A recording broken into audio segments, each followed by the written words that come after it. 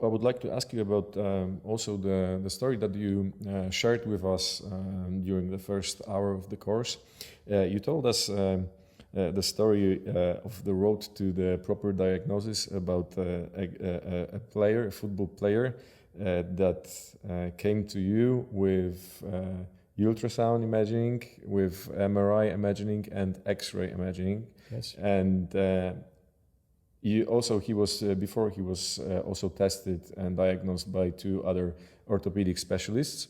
Yes. He came to you, and finally, could you tell us the story? How did it end? Because the ultrasound and the MRI showed completely different things, and the cause of the pain was also different.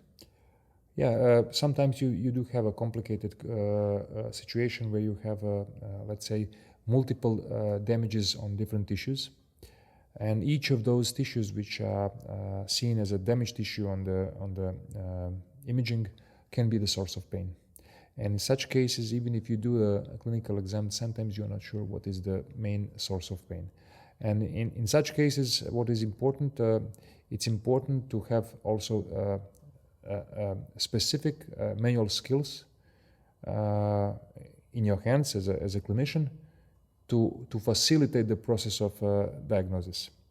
I had a fortune that to learn some of those skills, some from very good orthopedic surgeons, and some from very good osteopaths within and outside the School of Osteopathy. And some things I develop on my own. So I'm doing my best to be able to diagnose. So in this particular case, we had a young player with a history of a couple of months of groin problems, which were going worse and worse, up to the point that he was not able to train or play without severe pain. And he did a thorough exam with two independent clinicians. He did imaging on the hip because there were some major restrictions in the range of motion. The X-ray and the MRI showed that there was a cum deformity of the right hip that was affected by the problem, and there was we call it femoral acetabular impingement. So that was one entity which could be responsible for the pain. He also had a chronic enthesitis of the adductor longus tendon at the insertion on the bone. So this could be the source of pain. He had a disruption of the one of the ligament on the pubic symphysis, and there was a pubic symphysis damage. So this could be the source of pain. He had some mild bone edema on the ramus of the pubic bone. And finally, on the dynamic ultrasound, he had weakness of the posterior wall of the inguinal canal. So pretty complex case from the imaging perspective, and they were not sure about how to approach to the problem. So the easiest way to say to the player, let's get rest.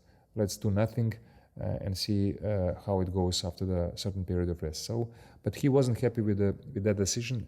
So we did the exam, and my impression was that the problem with the inguinal area was the main source of pain. And I told him about the prognosis, and my prognosis were two ways. One way, if something I do in the next week or so and it substantially improved the situation, then I was pretty confident that we will solve the problem conservatively. If not, I suggested the surgery. Mm-hmm. So unfortunately for him, or fortunately, he ended up with the surgery, but the surgery went very well. And 15 days after the surgery, he was already with the team, and 3 weeks after the surgery, he was in the first team. So more or less, you actually occurred to see 5 or 6 different possible problems that could cause pain. Sometimes and you have it was even something else, and only surgery helped. Yeah. So this was the clear case for the surgery, and even the surgeon, the experienced surgeon who did that surgery, it was outside our country, was 100% sure that the surgery is the best solution.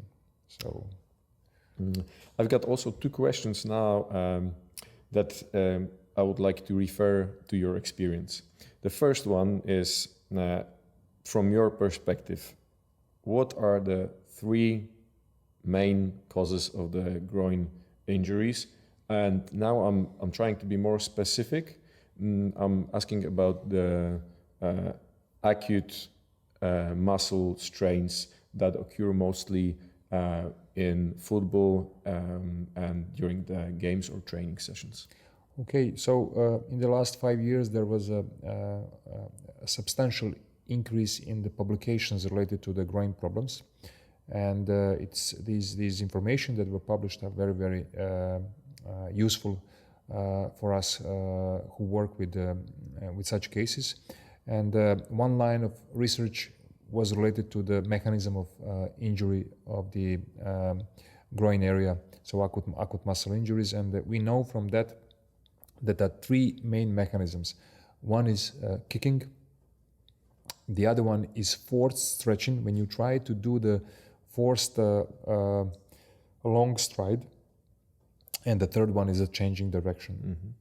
So those 3 movement types are the most frequent mechanisms how you get an acute onset of groin problem, and it's usually a muscle injury.